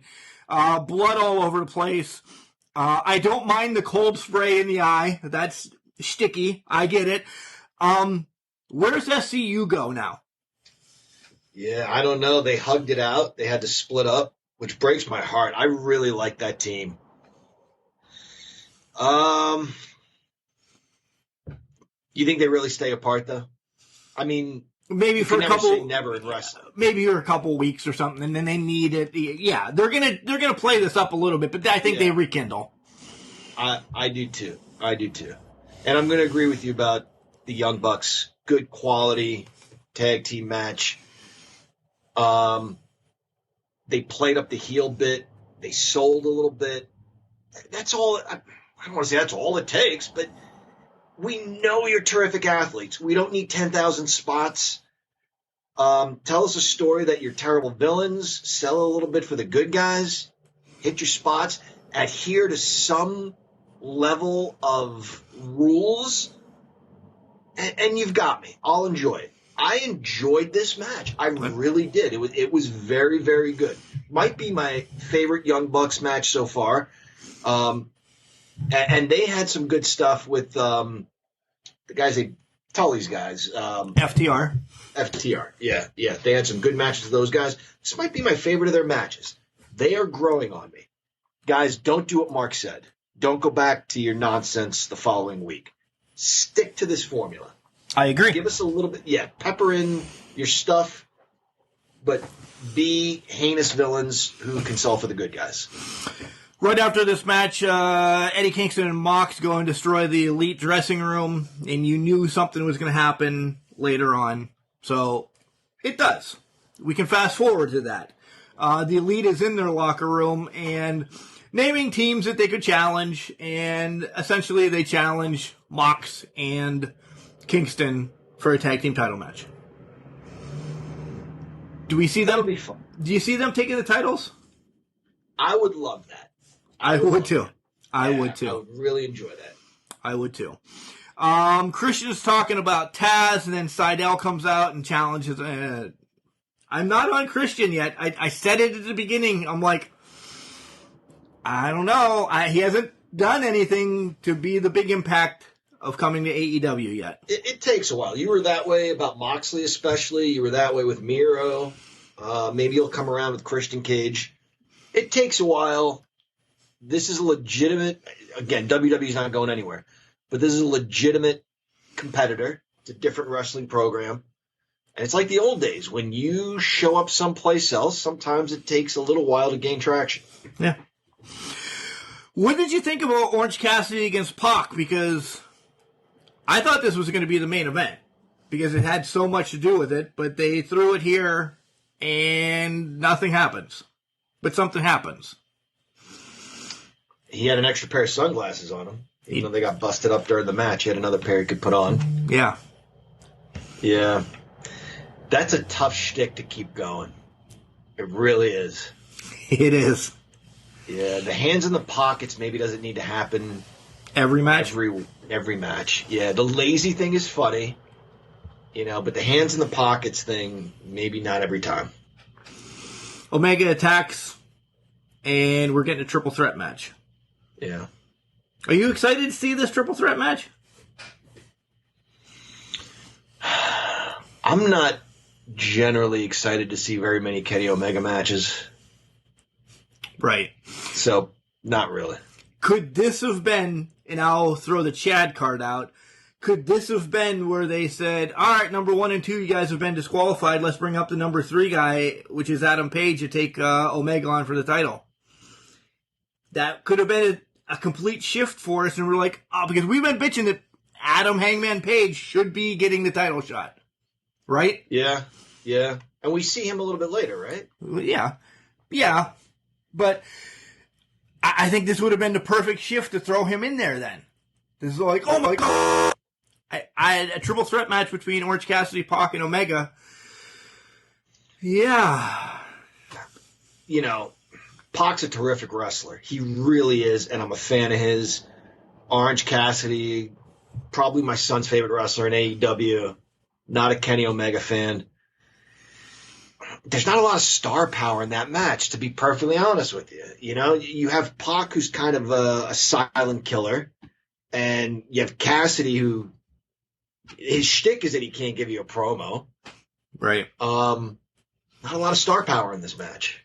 That better not be the main event, is what I'm saying. Yeah. I hope it's not. You're right, John. We do see Hangman. Hangman and the Dark Order are talking about Brian Cage, and he just wants to fight Brian Cage one-on-one. Leave the Dark Order and leave Taz's team in the back. I'm all right with that. That's going to be great. That's going to be fantastic. Those two guys, I bet, could put on a hell of a powerhouse type match. Yeah. The power slams and fall-away slams from Cage and the lariat from Page. That could be a heck of a fight. We get the Pinnacle out about being number one. You know, they're talking about being number one ranked cable show with that Blood and Guts match. The Inner Circle comes out. Jericho is there. John, yet another WWE reference here with the truck. Or the milk truck. Whatever one. Yeah. I love this. Again, I loved it. And we're going to get another Stadium Stampede match. Yep. Thank God. They need to have that match every year. Because what you can do during it, it's their shtick. Yep. I don't know if it was an act or if it was for real, but some of those guys could not gain their footing in the ring after being sprayed. That was so much fun. Yeah. Do you think that was all bubbly being sprayed out? Oh, I didn't think of that. Yeah. Yeah. It might have been the bubbly truck. Yeah. Probably. Well, it was more of a, not a truck, it was more of a side-by-side, but. Yeah. Yeah. Boy, that's quite a lot of product to use for something like that. Right. Champagne's a lot more expensive than beer or milk. Yeah. Yeah. This was good stuff, and I love Jericho. I do. I like what he did at the end when MJF says, all right, fine, you want a match? You got it, but it's going to be the same thing as last year. And almost a look of, not relief, like, oh, yeah, we're going to fight you, but a look of concern came over Jericho's face. Because in that moment, he remembered, oh, shit, we lost that match last year. Well, the stipulation for that match is then if the Inner Circle loses, there is no more Inner Circle forever. Yeah. Yep. So just as we get into the Inner Circle, we could be ripped out of it. Yeah, that sucks, man. I hope they win because, you know, my daughter being in that play last night, if you're family, you're in the Inner Circle. Yeah. I don't want it to end so quickly. Right? We got a couple weeks yet. Yeah. What did you think about the Brit promo interview? She's unbelievable. She's brilliant. Yeah. And she said she's brilliant. Guys, I know it sounds like we're marks for her. Maybe we are. We really want to see the hometown talent do well. And they have. They have. Wardlow has. Joaquin Wilde has. We're so proud of them. As a fan, we could say we saw them way back when. We saw Britt's very first professional match. We've said that before. But anyway, as for this promo, just let them be themselves. You need the straight man, which is what JR is. He is running that interview like, and I don't mean this in a bad way because it's brilliant, like, you know, one of the MLB guys, as dull and, you know, straight-laced as possible. And then you have her with the personality. I like when he said, you know, you're an intelligent young woman. And she goes, I'm brilliant. And he goes, okay, you're brilliant. It's just such good stuff. It's such good stuff. And it was a good wrestling promo, you know? It was. Beat her. Is that guaranteed? That is a guarantee. DMD. He's like, well, you heard it here, folks. Guaranteed. Let's go back to you. Yep. It's all it needed to be, you know? Treat it like a legitimate fight. Give me a little bit of pro wrestling charisma. Great stuff. And I think they did something greater right after this Brit promo. They had a Thunder Rosa match that essentially, yeah, she is what she's going for right now, but Thunder Rosa is her rival in AEW.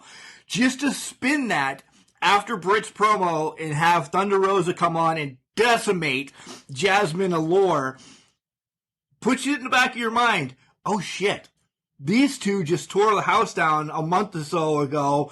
Britt wins, you know Rosa's going to be right in her back pocket saying, remember me? Perfect. Yeah, I'm going to put another twist on that. Tony Schiavone even teased the fact that she wants her NWA title back, too. Yeah. I'd love to see that, you know? I'd like to see her get her NWA title back. I'd like to see Britt win the AEW title. And then I'd like to see a unification match down the road. Because their first match was awesome. I'd like to see, and then nothing was on the line. Right. And, you know, rankings, whatever. Well, no, not even the rankings, because Britt reminded us it was a street fight. It was unsanctioned. It was not a ranked match. Right. So nothing really was on the line in that regard. But now, put 2 world championships on the line. Yeah. I'd pay to see that. I'd pay to see that. Then we get to the main event. Darby against Miro for the TNT Championship. Holy moly. I didn't see the title changing hand. I saw Miro probably getting a win, going apeshit crazy, getting the win, or something like that, but I didn't see him getting the title. And I think it's actually the right move. I do now that I sit back and look at it after a couple days, because Darby can meander his way and get this thing going or whatever else is going on with him and still be top contender. If Sylvan were up right now, he would vouch for me and say, I saw this as soon as the match was announced. And I told him, I said, Sylvan, I have bad news. He goes, what? I said, wait, what did you have? Bad news. No, you have to. I got some bad news for you. Remember when Wade Barrett? I said to Sylvan, I got some bad news for you. Okay. And he said, what, Dad? And I said, Darby Allin's losing the title tonight. He said, don't say that. I said, mark my words. Sorry, buddy, but it's happening. I said earlier, Orange Cassidy's his favorite wrestler. It's probably tied between these two guys. He loves these guys. Terrific match. Like you said, it's the right move. Darby Allin's a star right now. He's got a bright future. He really does. You know, in an age with these smaller guys, how believable is it against a bigger guy like Miro? It was perfectly believable to me. He sold like he had a lot of guts, but was getting his guts stomped out. Terrific stuff. Miro's a freakish athlete. Very good main event on a pretty solid card.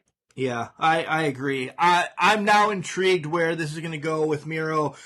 Him against Archer, him against Hager, him against Wardlow. It's going to give us some big man matches for a while, which I'm excited for. Nothing against Darby taking on all the little guys and the big guys, but Darby's matches are Darby's matches. Miro can work a couple different ways. Yep, I agree. And I know I said maybe towards the beginning of the show, it wasn't that great. I'll kind of take that back a little bit. It was a good show. The opening match just kind of soured me for the rest of the night. But now in retrospect, it was a much better card than maybe I gave it credit for. It's always nice to talk it through. It is. You're absolutely right. It's nice to talk it through. So we have a few more points to talk through. And, we're going to give away a Nintendo Switch code for Retromania when we come back after the break. I'm going to shuffle up all these pieces of paper in the hat, and John will vouch right on air about who's going to win this, and we'll get you in contact with Chad once he gets back from fishing in, I don't know where the hell he said he went, but he's fishing somewhere. Hey everyone, you're listening to Can Crushers Podcast with Big Time Bill Collier. Give it a try, give it a listen. You won't be sorry. Welcome back, Can Crushers listeners. It is still I, the English professor, not the glorious guru, since he's not here. He's fishing. Mark the Mark Martinez is the host of this Can Crushers show. With this last segment, we want to discuss a few things. There was some on A&E, there were some biographies last week. I think it ran like 10 hours from noon till 10. I caught a couple of those. We'll touch on the dark side of the ring with Brian Pillman. We'll make our predictions for tonight's pay-per-view. We ought to talk about New Jack as well, whom we just lost very recently. I think yesterday. Is that correct? Is that right, Mark? Yeah. Yeah. But first, we'll start on a lighter note. Some good news. We're going to give something away. Mark, what are we giving away here? Chad's giving it away. Let's be clear about this. Yeah, this is Chad's shtick. He's giving it away. I just had to run the damn thing for the last 2 weeks. It is a Nintendo Switch code for Retromania. No substitutions. It's got to be for the Nintendo Switch. It's not going to be for the PlayStation, the Steam, or this, that, or the other. It's for the Nintendo Switch. So once I throw around these little names in this hat, about 60 pieces of paper, I'm going to pull out the winner. We're going to announce it here. I'm going to send your information over to Chad. Chad, when he gets back from fishing later on today, possibly Monday, we'll get in touch with you and pass this code along, and then it's all on Chad from hereafter. Before we get to that, John, how come you get to bring it back twice when Chad's not here? I carried his slack, I guess. Oh. I mean, you don't bring it back, so somebody had to bring it back. Otherwise, we just wouldn't have a third segment. Oh, touche. All right, well, let's ruffle these little pieces of paper up and pull one out. Okay. So what was the criteria? Before you want, because here's the name, okay? The criteria was, the last 2 weeks, we put questions up on the Facebook, okay? And you brought this up. You had to get 3 out of 5. So we all had our hand in it some way. Right. You had to get 3 out of the 5 questions right during said week to get 1 entry in the, whatchamacallit? Hat. Yeah. Call it a hat. Yeah. Toledo Mud Hens hat. The draw. Yeah, the draw. So once you got that, I sent you an email over saying, hey, you're submitted. Boom. So these 60 people have since been submitted. That's it. And you had to email it because I turned comments off that you couldn't comment it. Right. So. Right. All right. So the winner is, oh my God, I know the first name. The winner of the Retromania code is going to be Joshua DeCunzo, D-A-C-U-N-Z-O. That sounds Italian to me. Let me see it. Yep. DeCunzo. Yeah, Joshua DeCunzo. Okay. Nice Italian boy won the prize. Nice Italian boy. Joshua, we will send your information over to Chad. Chad will get with you. Like I said, when I really, did he go to Ontario? The Great Lake? He told us. Exactly. He told us, and I don't know that either of us were listening. I'm sorry. He said, hey, I'm going fishing this week. I'm not going to be here. I'm going to go catch a fucking whale or something. I'm like, all right, you're going fishing. I hope you get back safe. We'll talk to you later on this week, Chad, because I know you're going to listen to this on your way home. Whatever, it's a couple hours away from Ridgedale. So nonetheless, Joshua DeCunzo, you win the Retromania wrestling game for the Switch, the code. Chad will get in touch with you. John, I hate to bring it from a super high to a super low, but you're right. You brought up that we lost wrestling legend, New Jack, from a heart attack yesterday, 58 years old, I believe. 58, yep. Yeah. Funny thing is, not funny at all. We did a love him while we got him. A few weeks ago, Chad actually brought his name to the table, but I don't know. Shocking. Yeah. That's again, I didn't know a whole lot about his wrestling career. It was certainly right place, right time. Innovative, not afraid to put his body on the line. at a time when that style was starting to be really hot. That extreme style. He made the most of that run. Yeah, he did. Yeah.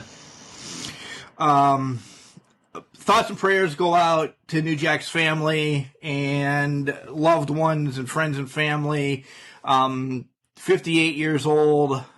Unbelievable. It really is. I don't want to say it caught up to him, because Christ, at 44 could catch up to me, Yeah, for sure. Yeah, we don't know how long we're here. Yeah.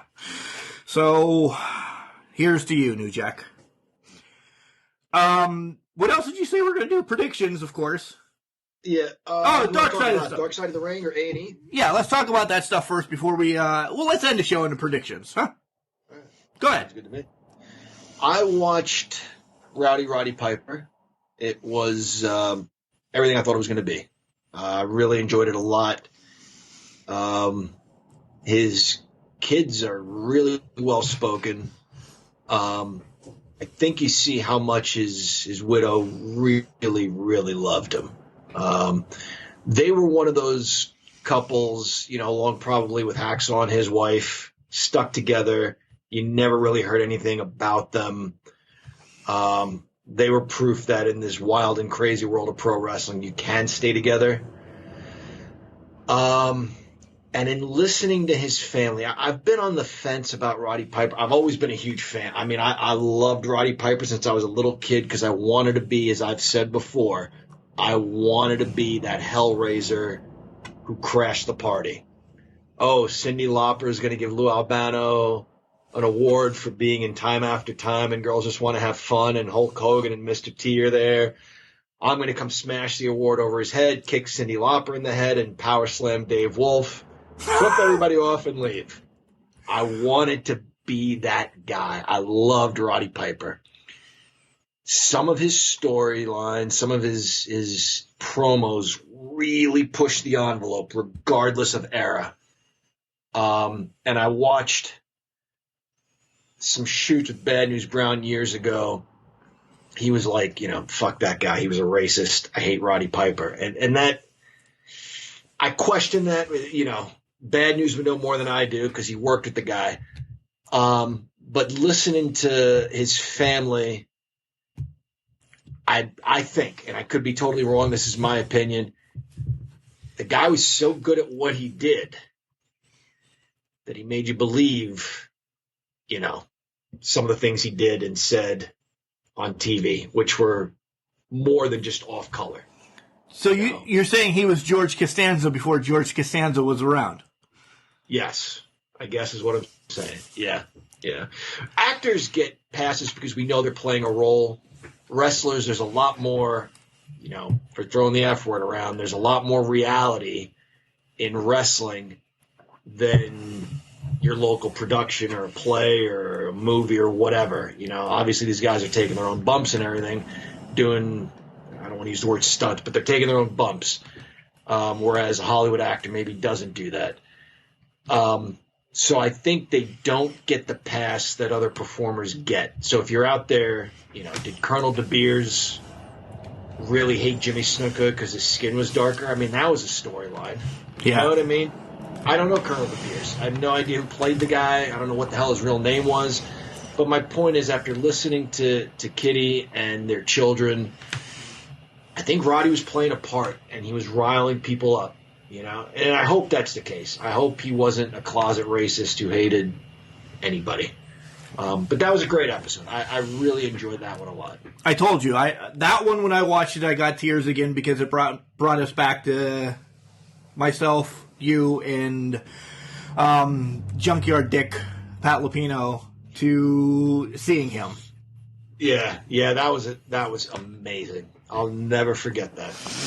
Did you watch? I have not yet, because I always tell you guys that I'm like a week behind. Did you watch the Booker T one yet? Yes, that was fantastic. Okay. Yeah. That's my tomorrow watch. Yep. I don't know why I'm going a week behind when I could just watch the one that's on tonight. But there's so much, whatever. I did watch I love the hidden treasures things, man. I love those. Did you watch the Booker T Hidden Treasure? I did. Yeah, that was on right after. Yeah, I know. But when I record them, I watch them willy-nilly. I see. Yeah. I love that he wanted his old TV title back. And it's nowhere to be found. Yeah. The thing is, I always bring up that the number one thing they have to haggle with the guy. I'm glad they're getting them, and I hope this means we're going to get a brick and mortar Hall of Fame at some point so we can go look at it and gush over it. But they're going to get something out of this. Yeah. I'm going to give you it's a reality show. Right. They're going to love it or list it, buy it or hate it. It's a reality show. Yeah, you know what's coming. I'll watch it for the wrestling nostalgia. Exactly. Yes. I would like for him to find that WCW TV championship, but me too. Who the hell knows where it's at? If the biggest collector in the world of belts doesn't know, that means maybe I have it in the back porch. Yeah. And they just don't know me yet, which is a lie because they know Can Crushers. Right? Did you catch any other ones that you didn't watch? Macho Man. Unbelievable. Excellent. Yes, sad story. Through all of these, and I am one to defend the Hulkster when other people knock him because I thought he was a very good in-ring performer. I'm sick of, how about that match where so-and-so carried him? Nobody carried Hulk Hogan. Just stop. However, after watching these, not a lot of people agree with Hulk Hogan. I mean, they'll show something where he says, I don't think the Dragon and the Macho Man were trying to show us up. Come on. The night was about me and Andre. Next frame, we wanted to be the best match, so we had to show up Hogan and Andre. He's just in his own reality. Elizabeth was staying over. Should I have called Macho Man? Yeah, you fucking should have. If he's your good friend, God forbid, Mark, God forbid, something happens. You and Kelly, me and Cheryl, we have a tiff. Cheryl comes and stays at your place. Kelly stays at my place. She just needs to get away. I'm going to reach out to you. I would hope you'd reach out to me. Right? I mean, look, she can stay. Either one of us would say the same thing. She can stay as long as she needs to. I just want you to know she's okay. You're welcome here if you want to work things out, if you want to give it a day, take a breather, and come back later. Now, I'm going to an office. You're going to collect garbage. We're not traveling all over the damn place. I get that. We're not in a different city every night. But come on. Reach out to the guy. Say, she's here. Here's what's going on. Let's work this out. But you just kind of... just say she's safe. I don't want to say... I don't want to be that guy. If you guys don't work it out, whatever, she's your... I'm going to say it for Cheryl. You're going to say it for Kelly before we both get caught up in this. There are nieces and nephews, essentially. Work it out at least that you're cordial for the kids. Or I know you do it for the kids. No, your parents to the kids all the time. Their mother is safe or their father is safe. They didn't jump off the Brooklyn Bridge, right? And then she left, and then he still. That's even worse. Like, she wasn't there. She just disappeared. Should I have said something? Hey, Randy, your wife was here. I don't know where the hell she went. What can I do? I just can't believe that's so disappointing and heartbreaking that he's like, well, I got to go be somewhere. I couldn't believe that. I just couldn't believe it. And he goes, but we made up years later. I guess I did something, but we were okay. Yeah, you fucking did something. Why is this so hard for you, you egomaniac? That pissed me off. That was so disappointing. All I've ever done is defend him because we're not here talking right now, Mark. Without him. We're doing something else. We're still good buddies, but we're not doing this podcast without him. I fully believe that.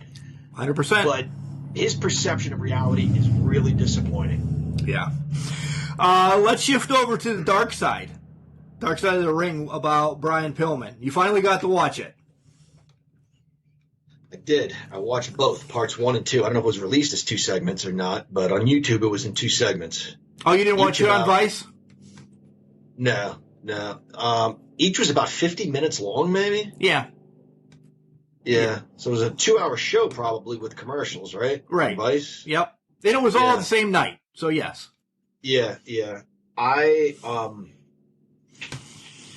feel for Brian Jr. What a horrible life that kid had, as a kid. I feel for his one daughter, Danny. She said that his last wife has collected everything from his legacy, and she said, and I've gotten exactly 0. That's terrible. Because the man worked his ass off, and they discussed that. He worked his ass off to provide for them, and you leave that behind, and now they don't get any of it because you've left it to this lady. Was that in air quotes? Yes, it was in mark air quotes. And not because of her profession, whatever. That's not the point. The point is she's had some issues. But as far as Brian Pillman goes, the performer, excellent. When they talk about his stuff with like Steve Austin, the Hollywood Blondes, I love what Brian Pillman Jr. said when he goes, there are people that come up to me now and say, I love the Hollywood Blondes. He goes, but when I watched those matches, they were booing. And I'm sure those same people who tell me they loved them booed them. You're absolutely right. You were supposed to. Yeah. When Arn Anderson was fat and out of shape and overweight and Ric Flair's too old, like, I couldn't believe they had the audacity to say that. Of course I wanted to see Flair and Anderson beat them. Looking back now, their matches were excellent. Steve Austin was at the top of his game. So was Pillman. Rewind a few years. That fiery attitude he had where he was in an interview and all of a sudden Ric Flair and Woman come out and he calls her a tramp. And Flair's like, now you shouldn't have said that. You're going to get your ass kicked. Get in the ring.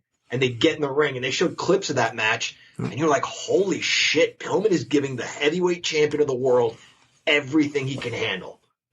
He was an excellent storyteller. The human being outside the ring. Sorry, I'm not sure what we're mourning here. I just don't get it. The guy made destructive decisions. Yep. Destructive. That affected people while he was alive, and even worse after he was gone. Because now you've left your son to be raised by another man who beats him and locks him in his room. And you know what broke my heart is when he said, no one could throw me a baseball or football. That I understood, okay? Not that it didn't break my heart, but I thought he's telling me a story about an abusive parent, so that makes sense. And then he goes, so I played video games, PlayStation or whatever. And he said, and when he discovered that, meaning his father, when he discovered that, I thought, oh, here's the change. Here's where they get along. Maybe his stepdad likes video games and they connect here. And he goes, he ripped it out of the wall and smashed it, threw it against the wall. I could have cried. Yeah. You've taken everything from this kid. Everything. You can't even let him have this one thing. You sicked dogs on him. What kind of piece of shit are you? It was Pillman's destructive decisions. It did it. That did it. You're trying to save for your kids. Did you need an 80,000 Humvee that you drove too fast? And then the audio clip of that, yeah, I was driving it. This shit's not funny, man. Mm-mm. It's not funny. You could have left your children without a dad. Ultimately, that's what you did. And I hate to sound judgmental here, but... And I don't want to go as far as to say good riddance, but what are we mourning here? That's what I don't get. The performer. The performer. We are. You and I are. And I should specify here, what's his family mourning? Right. Your dad's always your dad, I guess, but... Ugh, what good did he do? Then that other fucking guy annoyed the shit out of me. I told him. His coach? God. His coach? Yes! just saying shit that made no sense. All these metaphors, like Martinezisms. They were Martinezisms. Yes. He's a good football player, but from time to time he'd get jizz on his jersey, which means I guess he doesn't use his hips right. I guess I don't know what the hell that guy was talking about. Oh wow! This past week, John, I'm sure it wasn't one that you wanted to watch or going to watch. It's about Nick Cage, the death match. Yeah. Really? Yeah. He's a hardcore wrestler. No, it was CZW. Moxley's on this one. Just talking about his family that essentially he's the only person left in his family. His brother committed suicide jumping off the Walt Whitman Bridge. His mom died of cancer. He died having essentially one of those light tubes jabbed into him. He was dead in the helicopter for a while.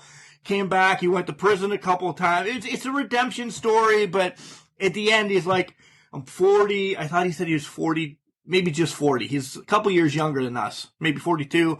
He's like, I know I'm not long for this earth. I'm just going to go out happy. It's about deathmatch wrestling, so I know it's not one that you want to watch, but I know you will when you have nothing to do but the fold laundry. Right, and that's tonight? No, that was on already. That was Thursday night. Oh, that was on already. Okay. Yeah. In my 9 hours of wrestling yesterday, I made it 10 by watching the Dark Side of the Ring. Is A&E going to do more of those tonight, considering there is a pay-per-view tonight? I'm sure they'll have biographies on. Yeah. Yeah. And people know tonight. People know they're going to DVR them, so yeah. Yeah. All right, yeah. Speaking of tonight, let's do our predictions for WrestleMania Backlash. First off, why is it called WrestleMania Backlash? It's just Backlash.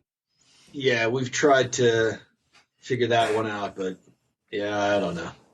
All right, Damian Priest versus The Miz in a lumberjack match. You go first all the time because I'm going to name the matches. Okay. Lumberjack match. Priest is getting a huge push. Miz is not. Usually you think these lumberjack matches go the way of the babyface, but a match I saw live between Tito Santana and Greg Valentine won that one. But I'm going to go with my gut here and go with Damian Priest. Should I write these down? Are we betting anything? What? Yeah, what do you want to bet? I don't know. I don't care. John is taking Priest. Go ahead. Are you done? That was it. Yeah, I think he wins. I think Damian Priest puts this to bed and moves on to something else. He's getting a big push right now. Without getting into any details, yes. I think they finally end this. SmackDown Tag Team Championship. The Dirty Dogs, spelled D-A-W-G. We knew a D-A-W-G back in high school. Taking on the Mysterios for the Tag Team Championships. John, who do you got? I know you said you think Mysterio and his son are going to win. I had agreed with you earlier. I like Dolph Ziggler. I think he's a very good wrestler who could work in any era. I hope they retain. I'm going to go with Dolph and Rude. I love both of the Dirty Dogs. I agree. But I don't think they've done anything as the tag team champions. Yeah. I just think it's time for some fresh blood. And that they can say that Ray has been a tag team champion with his son. Do they keep him long? Probably not. The women's match. Rhea Ripley versus Asuka versus Charlotte. John, for the Raw Championship. Ripley retains. This is to set up yet another story between Asuka and Charlotte, which is okay with me. They're always going to do great work together. I think they kind of get in their own way, essentially, and I think Ripley retains. I agree wholeheartedly. This is Ripley retaining the title. She's not losing it in a triple threat match to either one of these guys. I think one of them will beat her down the line. But I think there's so much funny business in this match. I believe Alexa comes out, deals with Asuka, and I think maybe this is where Sonya gets fed up with Flair. I think that'll comes about, and Ripley is kind of like not a factor in this match. She gets the win, but it's not really about her in this match. Next match, Bianca against Bayley for the SmackDown Championship. I don't see any other titles changing hands tonight. So I'm going to go out on a limb and say we need at least one. I'll go out on a limb and say Bayley wins. We get a new champion. Wow. Just that soon after WrestleMania. I would love that. I really would. Yeah. I really would. Do we get another Bayley-Sasha feud then? Like, what's Sasha doing? She's around. Is she going to pop up? You know, something like that. I'm on the other side that I think Bianca retains. As much as I would love Bales to win, I don't think it's time to take it off of Bianca yet. There's too much of a big... Go ahead. I know I'm wrong. I'm kind of telling you what I wish. I know I'm probably wrong about the SmackDown Tag Team Championship, too. This is going to be a good championship solidifying win for Bianca Belair because she's going to beat, an all-time great in Bayley. I'm still holding out hope, though. I'm pulling for Bayley. I'm all right with that. I really am. Roman against Cesaro. Do we need to talk about it? Roman. It'll be a good match. Roman wins. Do we see Jimmy doing something in this match? Maybe helping to kind of stir the pot a little bit. I still don't think this boils over just yet. I agree. All right, triple threat match. Bob against Drew against Braun. Do we get a new champion? No, Bobby retains. He is top dog right now in that company. Terrific look, great build, terrific champion. Do not take the belt off this guy. Any funny business? Nah, only insofar as what you get out of a triple threat match. I think MVP's been playing everybody. Braun Strowman a little bit. Everybody, yeah. I don't think Drew McIntyre would fall for any of this stuff, but I think Braun does. And I think somehow they use that strategy against their opponents for Bobby Lashley to retain. Yep, I agree. Is there... I'm looking at the list. I was going down as you were going down the list. Is Michael Cole seriously wrestling Jerry Lawler tonight? No. It's what it says. Singles match. Michael Cole versus Jerry Lawler. No possible way. On Wiki. I'm looking at it right now. What? Are you... Yeah. 7 matches, the 6 we discussed, and Michael Cole versus Jerry Lawler, a 10 years in the making match, whatever the hell that means. That's a Wiki. Anybody can edit Wiki. That's true. No. I would love to see Jerry Lawler pile drive Michael Cole, and he gets taken out on a stretcher. That'd be all right. Right. I don't know. What the hell did you just find? Maybe you just released something for everybody to know now. Yeah, I don't know. God. There it is. There it is. Did we covered everything, right? We covered everything. That's it. Yeah? You got anything going on? Today you're going to do laundry and nothing. Well, yeah, like I said, I was going to have that tag team match with the old rubber guys. The LJNs. Yep. I spoiled it for you. I told you the finish. But I know. I'm going to play a little MLB baseball after I get done editing this and putting it together and go out to eat again. Because that's all we do on Sundays is eat with the family. Sundays are for. That's what Sundays are for. All right, John. Well, let's just wrap this up, and we'll be back next week to run over what happened in the week of wrestling, talk about WrestleMania Backlash, and don't forget, it is Ask Can Crusher. So we have to compact everything next week into segment 1, do Ask Can Crushers, and then our third segment, action-packed show next week.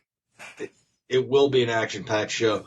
For the record, I'm on Bleacher Report right now, and they have no record of Jerry Lawler wrestling Michael Cole. So maybe Wikipedia is not right. What? That's unbelievable. Yeah. Remember, John, just because you're trash, It doesn't mean you can't do great things. It's called a garbage can, not a garbage cannot.